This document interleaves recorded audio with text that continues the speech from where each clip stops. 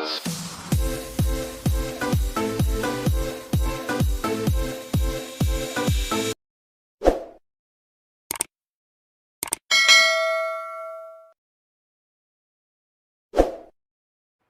to Algebra on the Go. So, ang topic po natin pag-uusapan for today is rules of exponents o yung tinatawag pong laws of exponents. So, natapos na po natin yung 1 to 5 rules of exponents. So, nasa YouTube ko po yun, Ecruz TV. So, pwede nyo po itong pasyalan kung hindi nyo pa po napapanood. Okay, so ito po yung 3 remaining rules na naiwan. So, i-discuss po ito natin ngayon. Okay, so number 6 na po tayo. So we have power of a power rule where quantity a to the m raised to the nth power is equals to n times m is equals to a to the m n. Okay, so magkakaroon po tayo ng example nito. So number 7, negative exponents where x to the 0 is equals to 1. So magkakaroon din po tayo ng example nito. Then number 8 is fractional exponent where a raised to the m over n is equals to square root of a to the m, where a is the radicand and m is the exponents and n is the index. So magkakaroon din po tayo ng example nito. So proceed po tayo sa ating example. So this is an example of number 6, power of a power rule. So example number 1, quantity 3xy squared raised to the third power. Okay, so equals, so i-copy po natin ulit, quantity 3xy squared to the third power. So equals, so distribute po natin yung power. Unahin po natin yung 3.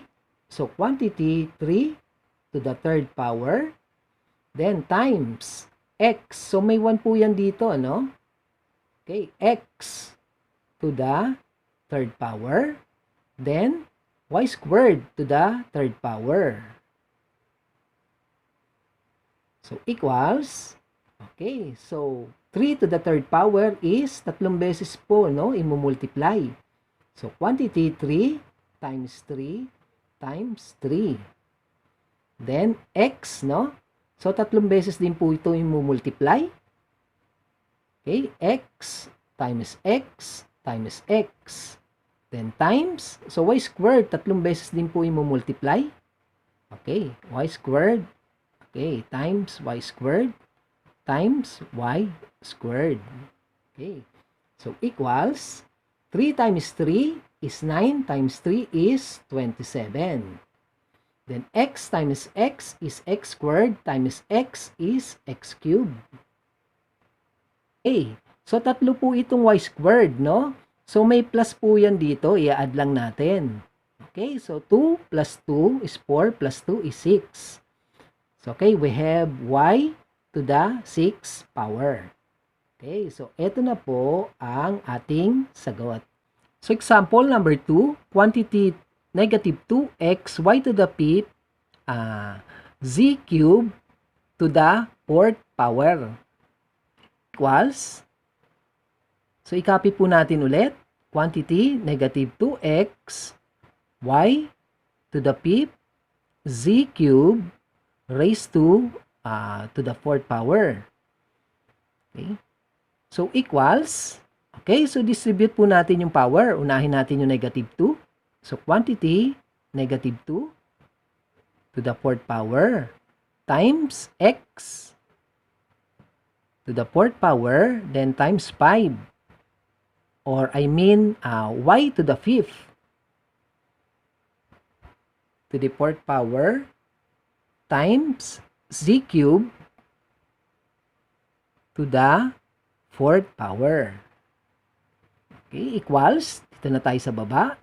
So, hindi ko na po papahabain, no, katulad nito, kasi hindi po magkakasya. Okay, so isi-shortcut na po natin. Okay, so yung negative 2, 4 na beses pong i-multiply. Okay, so negative 2 times negative 2 is positive 4 times negative 2 is negative 8 times negative 2 is positive 16. Okay, so 16. Then, x, i-multiply po natin ng 4, no? So, magiging x to the 4th. Okay, so we have x to the 4th, then y to the 5th. So, 4 na beses pong i-multiply ito. So, idiretso na po natin. 5 times 4 is y. 5 times 4 is 20. So, meron po tayong y to the 20th power. Okay, times, okay, so, z to the cube. So, i-multiply po natin ang 4 na beses, no? So, i-multiply po natin yung 3 times 4 is 12. Okay? So, we have z to the 12th power. Okay? So, ito na po ang ating sagot. Okay?